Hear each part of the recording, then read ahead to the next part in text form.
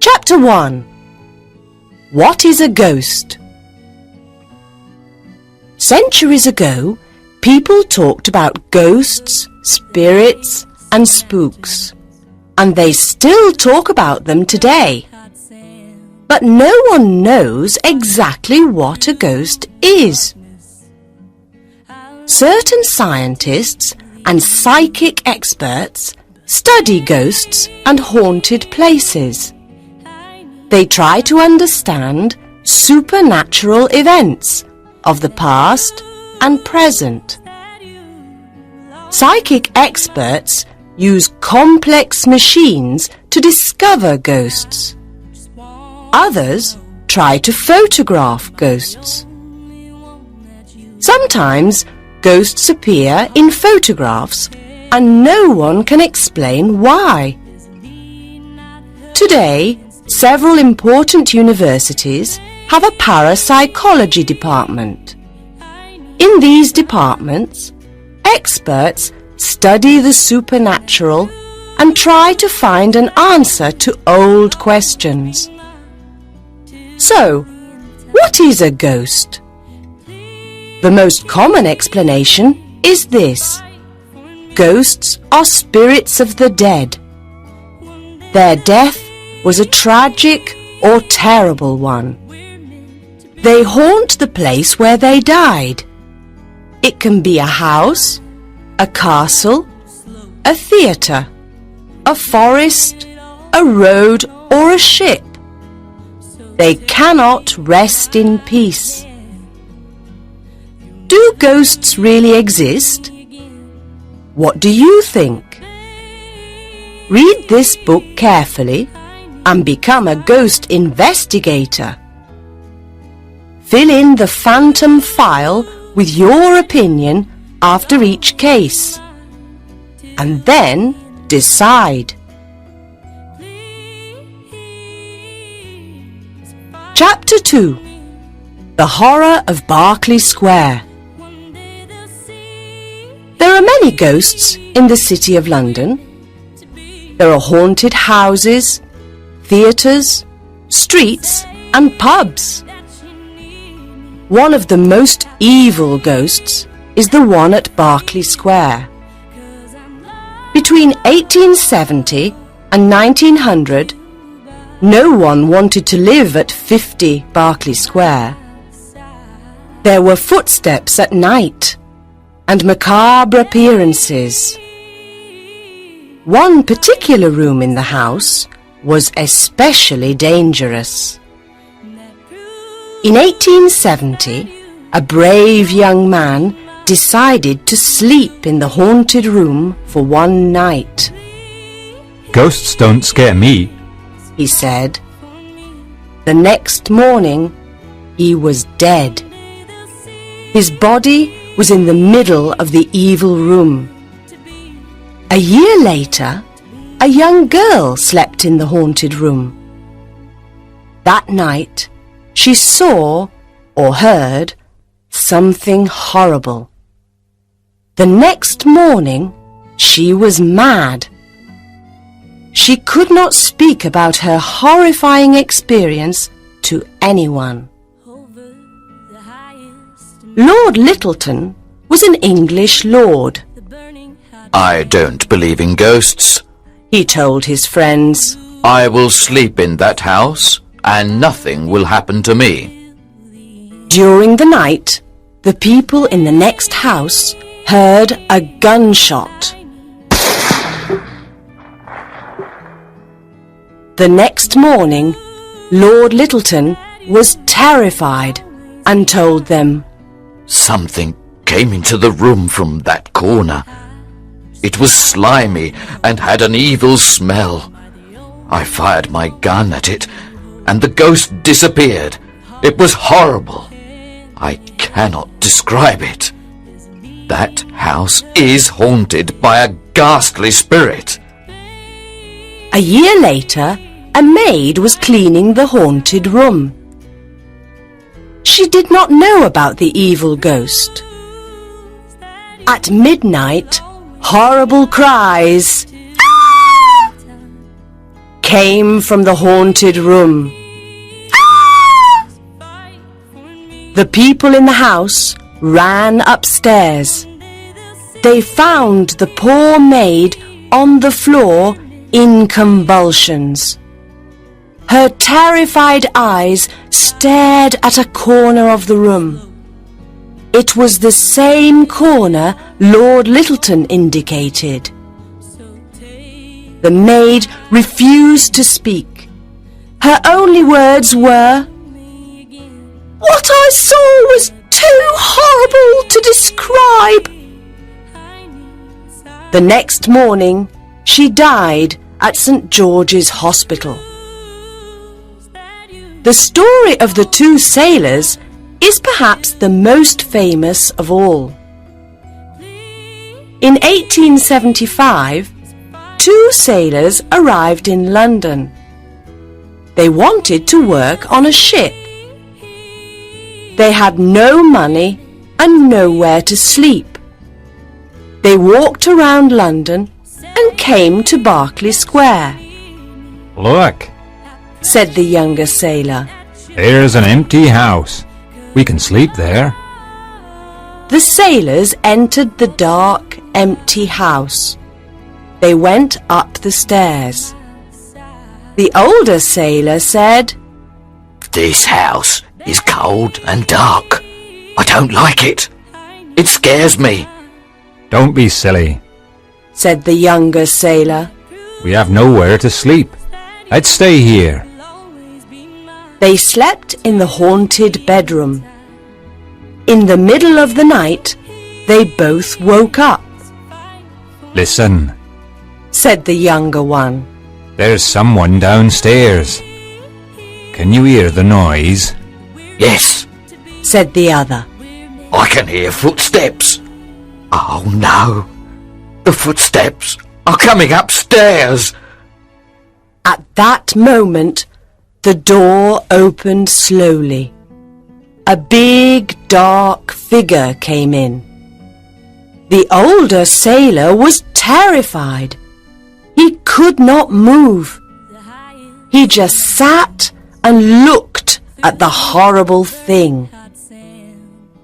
The younger sailor ran out of the room, down the stairs, and out of the house. In the street, he found a policeman. They returned to the house, but the sailor was too frightened to enter. The policeman went upstairs alone. Is anyone here? He cried. There was no answer, and he found no one. There was an evil smell on the stairs. He looked everywhere, but he couldn't find the older sailor. Then he looked out of the window. The older sailor was lying in the garden. He was dead. Did something push him out of the window? Or did he jump out of the window in terror? We will never know.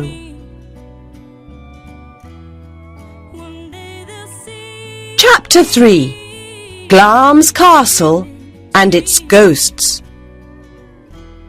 Scotland is famous for its haunted castles and its ghosts.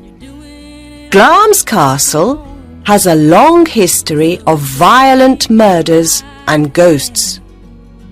It is a big castle with more than 100 rooms and many secret hiding places.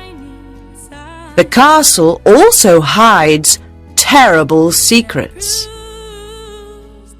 During the Middle Ages, there was a battle near the castle. After the battle, some men came to the castle. They were afraid and in danger. Excuse us, sir. We are in danger. The enemy is following us. Can we stay at your castle for a few days?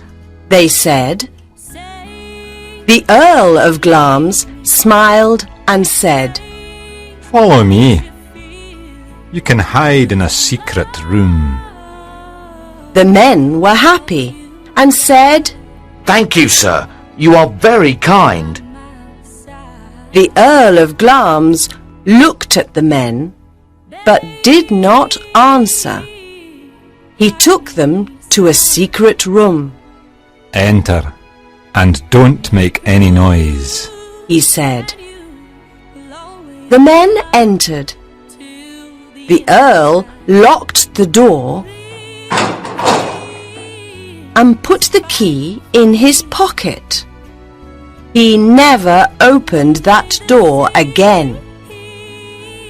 Many years later, Lord Strathmore opened that door and fainted. He found a room full of skeletons. Visitors to the castle often hear strange noises in that room. They hear knocks at the door. Perhaps the ghosts of the men want to get out. The Grey Lady is another ghost of Glamis Castle. Lady Janet Glamis lived during the reign of King James V of Scotland. King James was a cruel man and did not like Janet. Lady Janet Douglas Glamis is a witch. She tried to poison me, he said to his court. No, that is not true, cried Lady Janet. I am not a witch. I am innocent. The king sent poor Lady Janet to prison for many years, and she was very unhappy. Then, in 1537, the king's men burnt her. Her ghost haunts the clock tower of Glamis Castle. People say her ghost is transparent, and there is a strange red light around her head. At the beginning of the 1800s, the Earl of Strathmore had a son. The baby was deformed. The parents hid the baby in a secret room. Only the parents and the nurse knew about the baby. The boy grew up, but he always stayed in the secret room. No one knew the terrible secret. One day, a workman went to repair the roof. From the roof, he saw the window of the secret room and looked inside. He was terrified and began to shout, There's a strange creature in that room! What people say is true! The Earl heard him and said, Listen carefully. You saw nothing. But, sir, I did! I saw... You saw no one and heard nothing. Do you understand? I am sending you and your family away from Scotland. I don't want to go away, sir! Take your family and go to Australia. Here is lots of money. Now go. The next day, the workman and his family left Scotland. The creature died when he was very old. Perhaps his skeleton is still in the secret room. Today, people at the castle can hear a child crying at night. Others say that the ghost of a strange creature walks around the castle and makes unusual noises.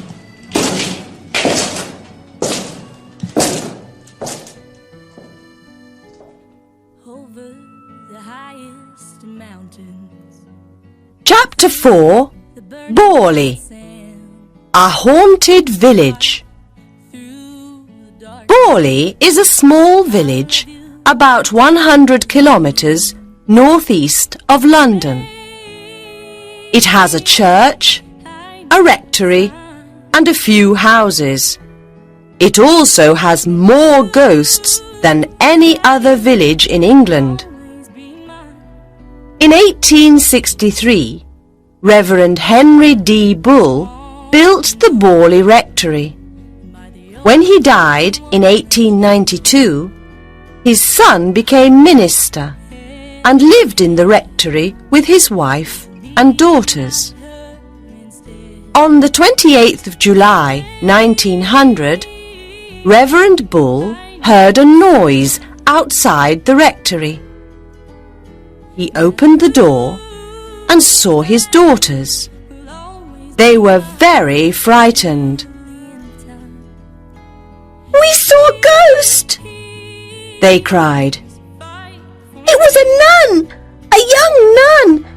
She was silent and very sad. She walked in front of us." Where is the ghost now? asked Reverend Bull.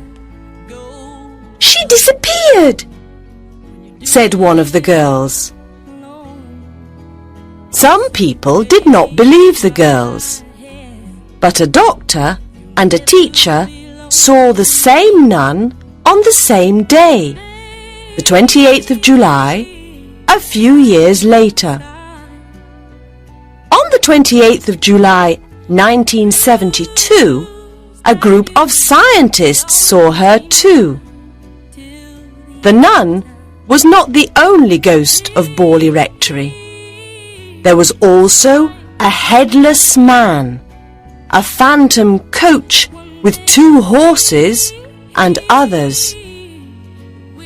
Other bizarre happenings at Borley included organ music playing in the empty church, lights that went on and off, furniture that moved, and stones that fell from the sky.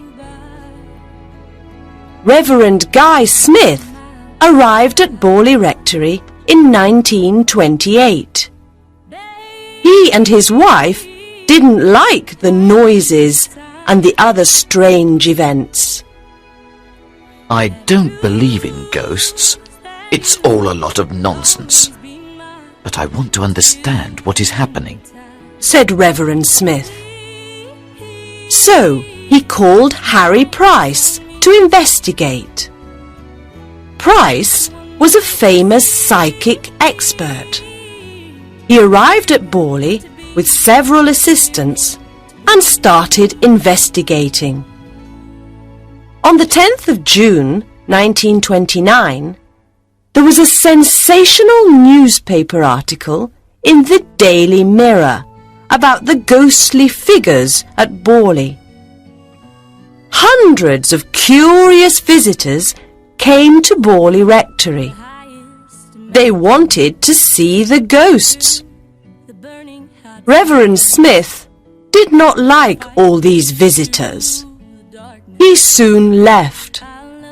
But Harry Price continued investigating. He wrote books about the rectory and its ghosts. Soon, Reverend Foyster and his family arrived at Borley.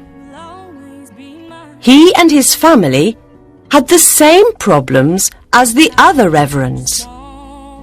He kept a diary of the bizarre events.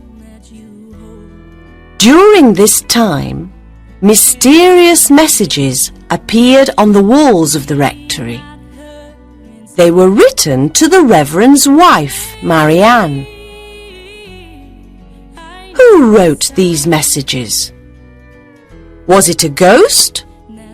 Or was it Mrs. Foyster?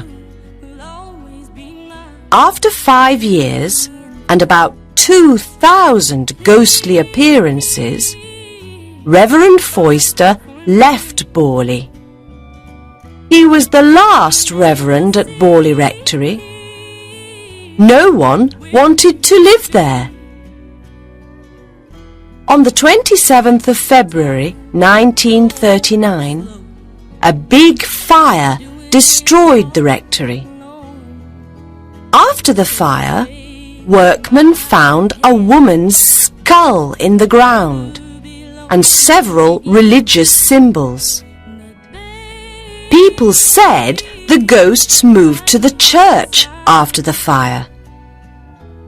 But why is Borley haunted? Why does the nun appear to many people in the village? Who are the other ghosts? A legend says the rectory was built on the ruins of a medieval monastery. Near the monastery, there was a convent. A monk fell in love with a young nun at the convent. On the night of the 28th of July, they decided to escape together in a coach. But the nuns of the convent discovered their plan. They were very angry. They shut the young nun in a small room, and she starved to death. The monk was beheaded. During the 1960s, a psychic expert called Geoffrey Croom Hollingsworth was interested in ghosts of the two princes. Many people saw the two ghosts at the bottom of the stairs, and people still see them now. In 1647, workmen found the skeletons of two children under the stairs. The skeletons were buried immediately. On windy nights, the ghosts of the sad princes still haunt the Tower of London. The Tower is a very spooky place at night.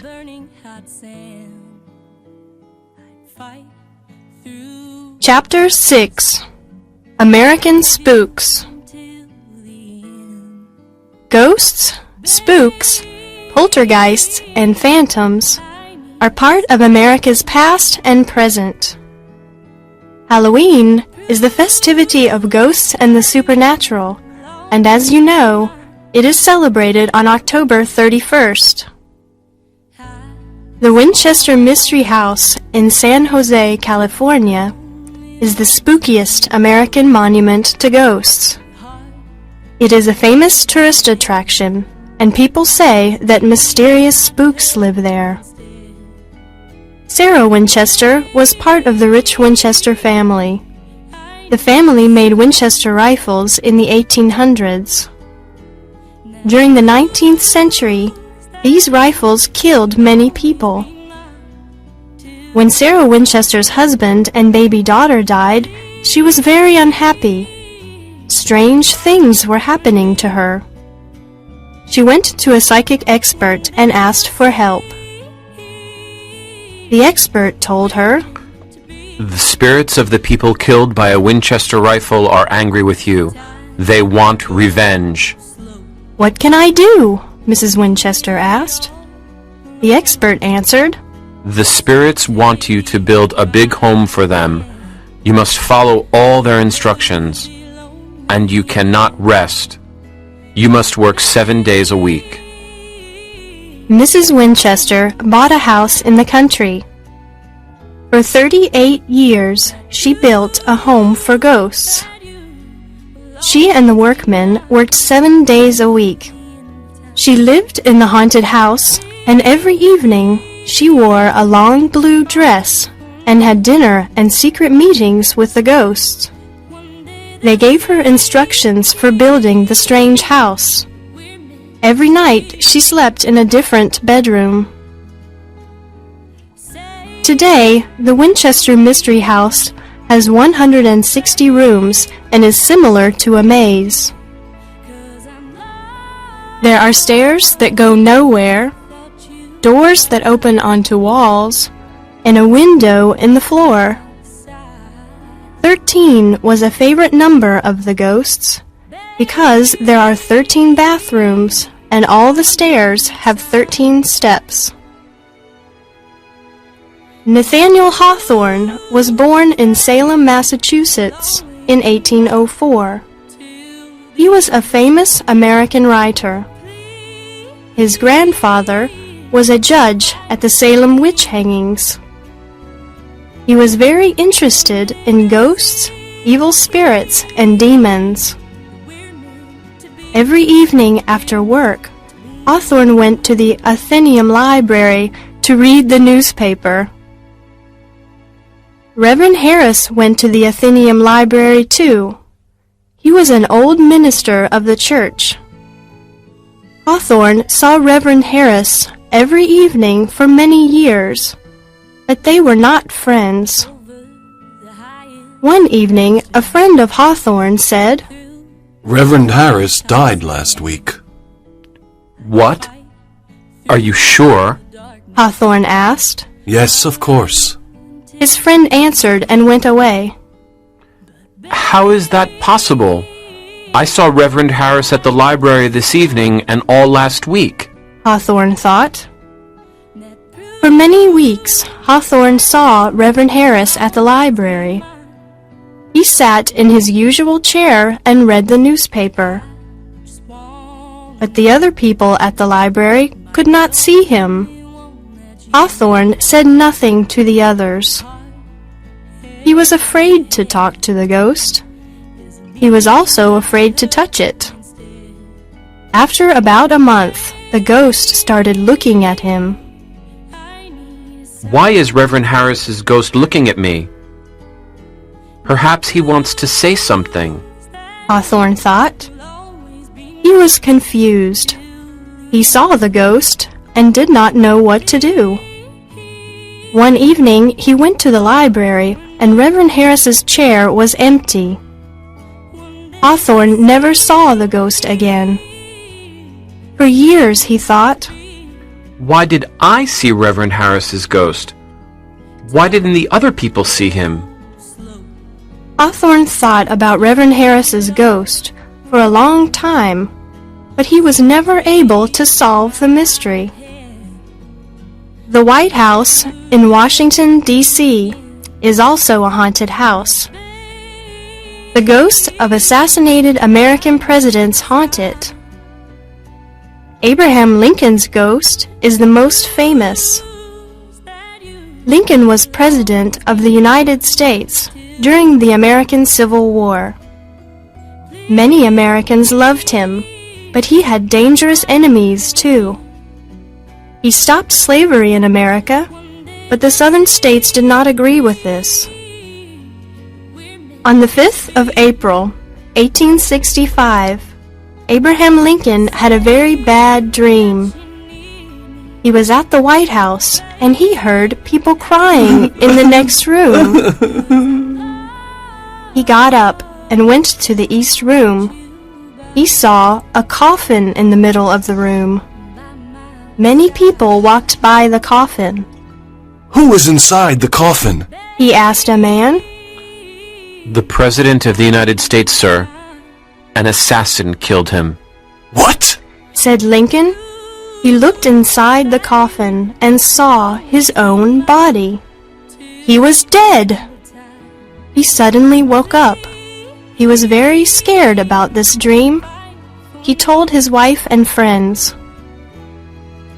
On the 15th of April, 1865, Lincoln and his wife went to the theater. He wanted to relax after a long day. At the end of the performance, John Wilkes Booth shot the president in the back of the head. The President of the United States was dead. Was Lincoln's dream a coincidence, or did he have supernatural powers? In the 1920s, President Coolidge's wife saw Lincoln's face at the window of the Oval Office. He was very sad. In the 1930s, Queen Wilhelmina of the Netherlands was a guest at the White House. One evening, she heard a knock at the door. She opened it and saw Lincoln's ghost. He looked at her and then walked away. In the 1980s, President Reagan's daughter saw Lincoln's ghost too. Today, people at the White House still see his ghost in the East Room, in the Oval Office, and in the halls.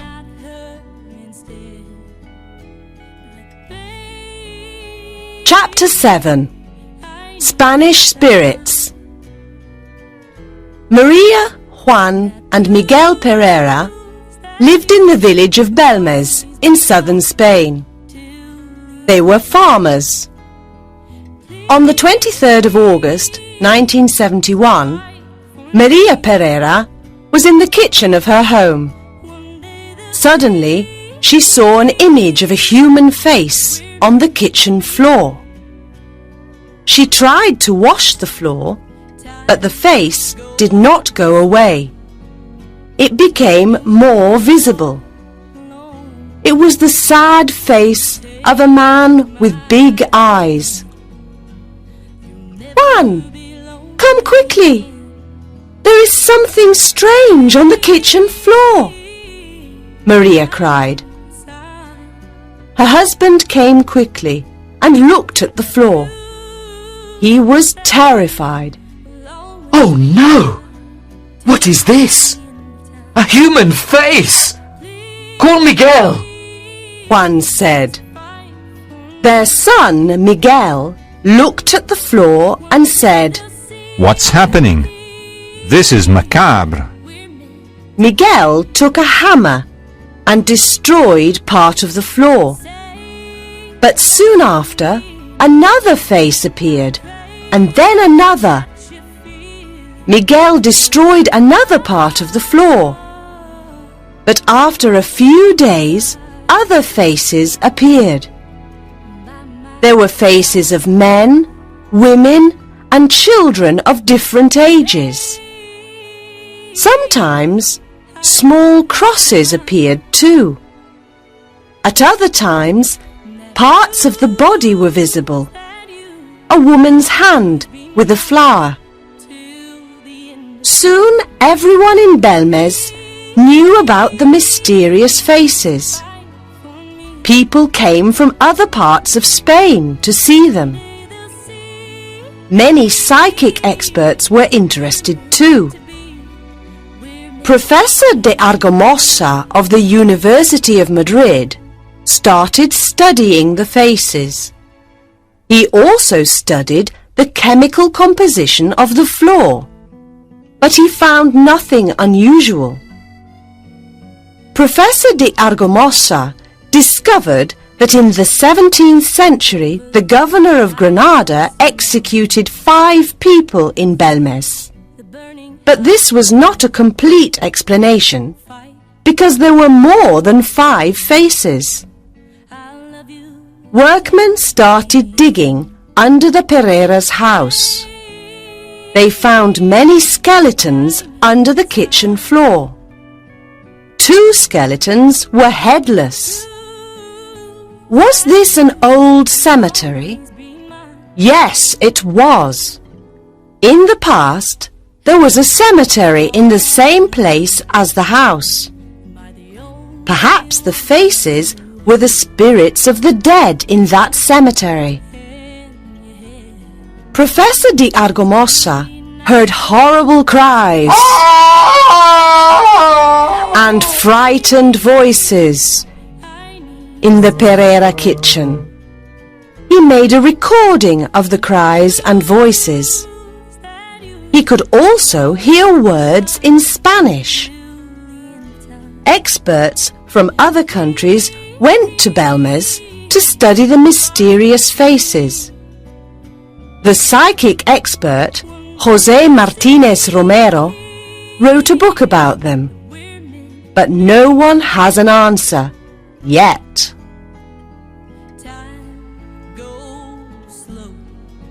Chapter 8. Literary Ghosts. Ghosts and the supernatural are part of literature. Let's meet some famous literary ghosts. William Shakespeare used ghosts in several of his plays. In Hamlet, The castle guards see the ghost of Hamlet's father one night. Then the ghost speaks to Hamlet and tells him terrible things about his murder. Shakespeare's play Macbeth begins with 3 ugly witches. They tell Macbeth and Banquo strange things about their future. Later on in the play, Banquo's ghost appears at a banquet table and scares Macbeth. In Richard III, the sad ghosts of 2 boy princes appear to King Richard. He murdered them earlier in the play. In Julius Caesar, Caesar's ghost appears to remind Brutus of his crime. The American writers Nathaniel Hawthorne and Edgar Allan Poe were very interested in the supernatural and in spirits. Their stories often talk about ghosts, evil spirits, and demons. In Poe's stories, death and the supernatural are often present. In Eleanora, 1842, the ghost of Eleanora returns to give a message to the narrator.